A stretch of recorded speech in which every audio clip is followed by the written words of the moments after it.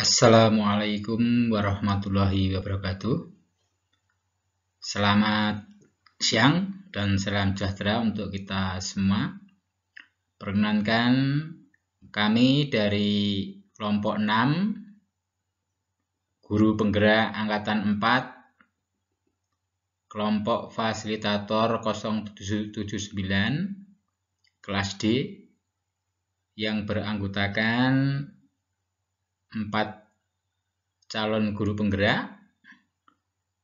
Yang pertama Bu Esther, ini dari SMA N3 Sukoharjo, kemudian Bu Winda dari SMK Pemnas Sukoharjo, Pak Ari dari SMA N3 Sukoharjo, dan saya sendiri Rianto dari SMKS PGRI Sukoharjo. Perkenankan pada kesempatan kali ini kami akan menyampaikan hasil diskusi kami terkait dengan pemikiran Ki Hajar Dewantoro menyangkut hal-hal yang terkait dengan pendidikan.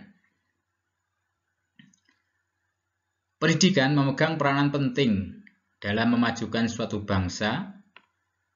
Sejak zaman perjuangan kemerdekaan dahulu, para pejuang serta perintis kemerdekaan telah menyadari bahwa pendidikan merupakan faktor yang sangat vital dalam usaha mencerdaskan kehidupan bangsa serta membebaskan dari belenggu penjajahan.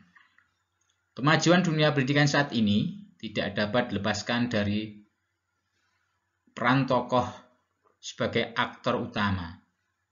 Tokoh yang memiliki sumbangsih besar untuk kemajuan pendidikan di Indonesia dan mendapat gelar sebagai Bapak Pendidikan Nasional, yaitu Bapak Ki Hajar Dewantoro.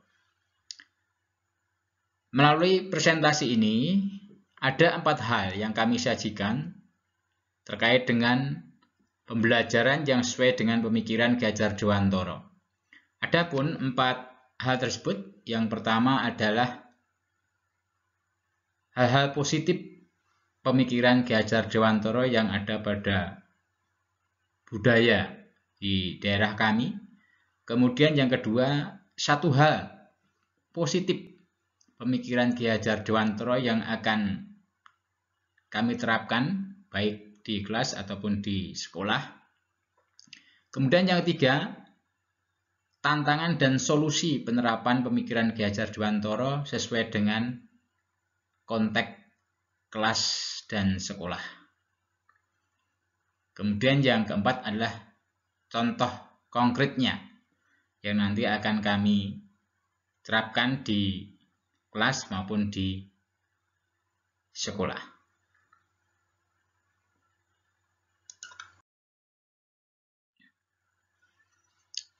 Yang pertama, hal-hal positif pemikiran Ki Hajar Dewantoro yang ada pada budaya di daerah kami, di antaranya yang pertama adalah pendidikan diartikan sebagai tuntunan. Pendidikan itu hanya suatu tuntunan dalam hidup tumbuhnya anak-anak kita. Hidup tumbuhnya anak itu terletak di luar kecakapan atau kehendak kita, kaum pendidik. Anak-anak akan hidup dan tumbuh menurut kodratnya sendiri. Kita sebagai kaum pendidik hanya dapat menuntun tumbuh atau hidupnya kekuatan kodrat tersebut agar dapat memperbaiki lakunya, hidup dan tumbuhnya. Seperti pada gambar di samping, kita tidak bisa menjadikan padi yang kita tanam tumbuh menjadi buah jagung. Kita ibaratkan pendidik sebagai seorang petani yang menanam padi. Petani hanya bisa menuntun tumbuhnya padi. Ia dapat memperbaiki kondisi tanah, memelihara tanaman padi, memberikan pupuk maupun air, membasmi ulat ataupun jamur. Meskipun pertumbuhan tanaman dapat diperbaiki, tetapi petani tidak dapat mengganti kodratnya padi. Tidak bisa menjadikan padi yang ditanamnya tumbuh menjadi jagung. Demikianlah pendidikan itu. Walaupun hanya dapat menuntun, akan tetapi faedahnya bagi hidup tumbuhnya anak sangatlah besar.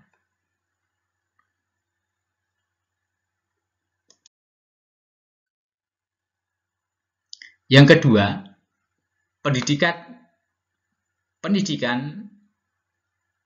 identik dengan merdeka. Artinya bahwa proses pendidikan yang meletakkan unsur kebebasan anak didik untuk mengatur dirinya sendiri, untuk bebas berkreasi, inovasi, maupun mengemukakan pendapat, bertumbuh dan berkembang menurut kodratnya dengan bimbingan dari pendidik. Hal ini selaras dengan semboyan Tutwuri Handayani, yang berarti mengikuti dari belakang dan memberikan pengaruh. Mengikuti dari belakang berarti memberikan kebebasan kepada anak didik tanpa meninggalkan pengawasan. Sehingga anak didik tidak bebas lepas tanpa pengawasan dan juga tidak terkekang atau terhambat dalam pertumbuhan dan perkembangannya sebagai manusia merdeka.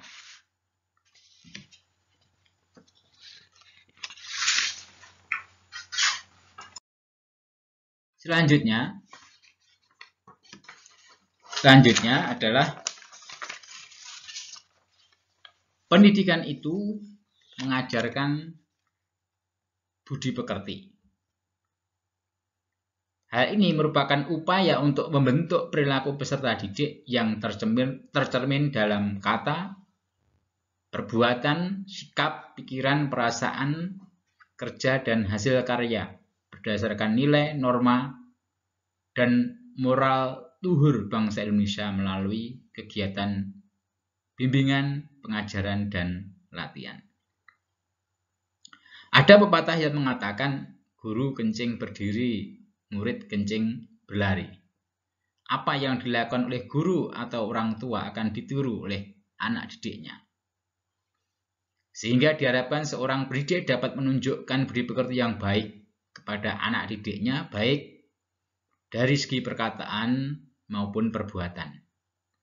Sehingga nantinya tercipta pendidik sebagai teladan yang baik dan peserta didik yang berbudi pekerti luhur.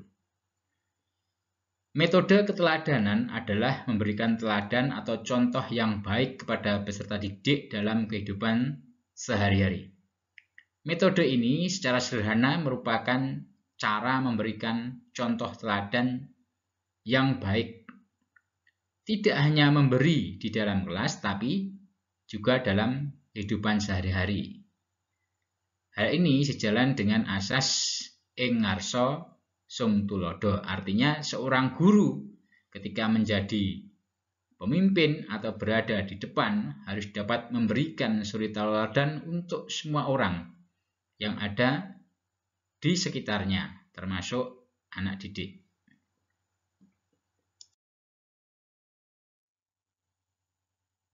Selanjutnya, pendidikan diidentikan dengan taman bermain. Pendidikan memberi kebebasan pada anak untuk belajar serta membentuk karakter melalui bermain, beraktivitas yang dapat membentuk karakter anak didik untuk berkolaborasi, menemukan kreativitas, dan kemudian menjadi cinta sekolah dan cinta belajar. Taman berarti sebuah tempat bermain, teduh, tenang, dan tentunya menyenangkan. Anak-anak senantiasa gembira berada di taman. Mereka dengan senang hati menghabiskan waktu di taman, dan konsep pendidikan ini Ki Hajar Dewantara memandang pendidikan itu sebagai sebuah taman. Pendidikan haruslah menyenangkan. Belajar adalah proses kegembiraan.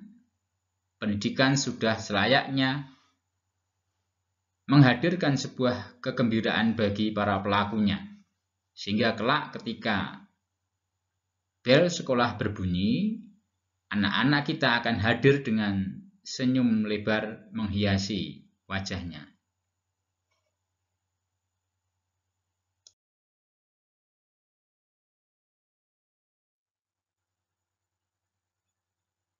Yang kelima, pendidikan berpusat kepada anak.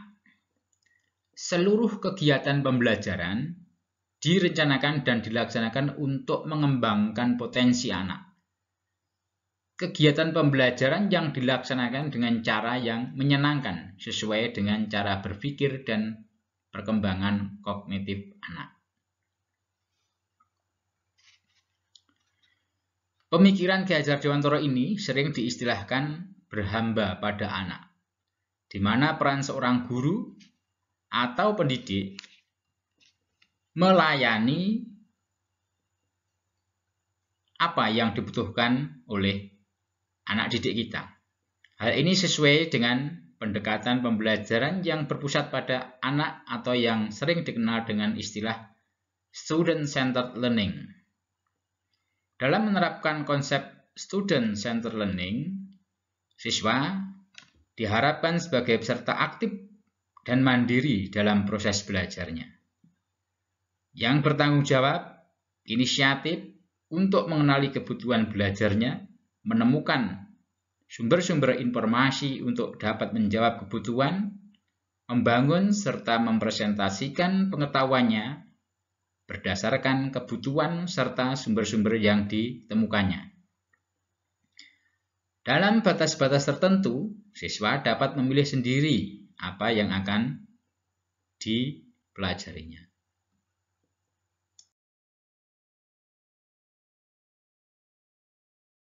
Selanjutnya masuk pada poin 2. Satu hal positif dari beberapa pemikiran Ki Hajar yang sudah kami sampaikan di depan, yang kami pilih yang akan kami terapkan di kelas atau di sekolah, yaitu pendidikan budi pekerti.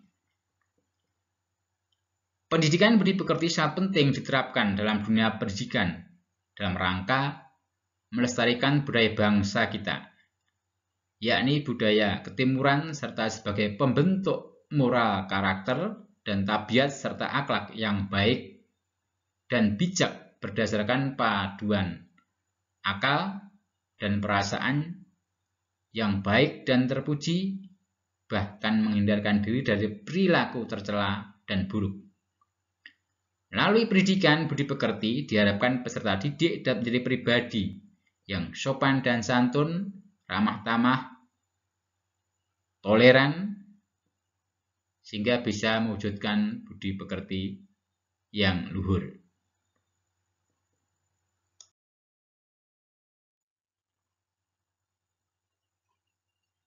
Selanjutnya, untuk poin yang ketiga, di dalam menerapkan pemikiran Ki Hajar Dewantara terkait dengan pendidikan budi pekerti, ada beberapa tantangan. Yang pertama, perkembangan zaman dan kemajuan ilmu pengetahuan teknologi komunikasi telah mengubah cara berpikir dan pola pergaulan peserta didik, yang mana hal ini dapat berdampak pada nilai budaya yang telah diwariskan oleh para leluhur bangsa. Yang kedua, krisis keteladanan karena kurangnya figur yang dapat diteladani dari berbagai segi, baik dalam keluarga maupun dalam masyarakat.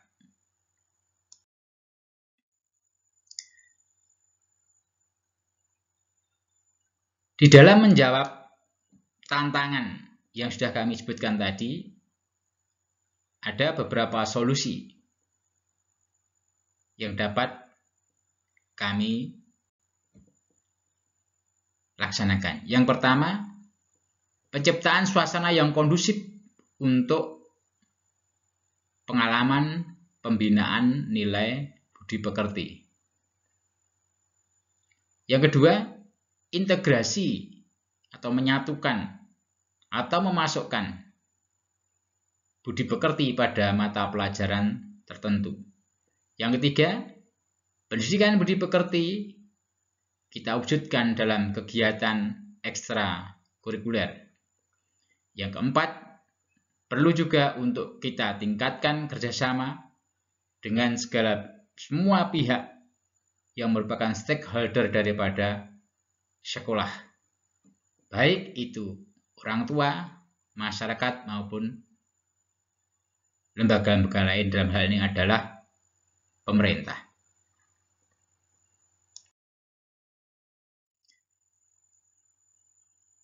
Poin yang keempat adalah contoh konkret pemikiran Ki Hajar Dewantara yang akan diterapkan sesuai dengan konteks kelas dan sekolah. Di antara contoh konkret yang akan kami terapkan, yang pertama, ketika masuk sekolah, peserta didik salaman dengan guru dan saling menyapa antara peserta didik maupun dengan semua warga sekolah yang ditemuinya. Yang kedua, berdoa sebelum dan sesudah pembelajaran. Ketiga, peduli lingkungan dengan selalu membersihkan ruang kelas, lingkungan sekolah, membuang sampah pada tempatnya. Yang keempat, menghargai pendapat teman dan berdiskusi. Yang kelima, kolaborasi dalam memecahkan masalah dalam pembelajaran. Membiasakan mengucapkan kata maaf, terima kasih, maupun permisi. Yang terakhir, adanya peran guru, bimbingan konseling, pendidikan agama dan budi pekerti, dan pendidikan Pancasila dan kewarganegaraan dalam pembentukan karakter budi pekerti di sekolah. Demikian yang dapat kami sampaikan sebagai hasil diskusi kami kelompok 6 di dalam mengembangkan, menerapkan, mengaplikasikan pemikiran Ki Hajar Dewantara terkait dengan pendidikan, di mana kami memilih pendidikan budi pekerti yang akan kami pakai, akan kami laksanakan di satuan pendidikan. Demikian, ada kurang dan lebihnya saya mohon maaf. Terima kasih. Guru Bergerak Indonesia Maju. Assalamualaikum warahmatullahi wabarakatuh.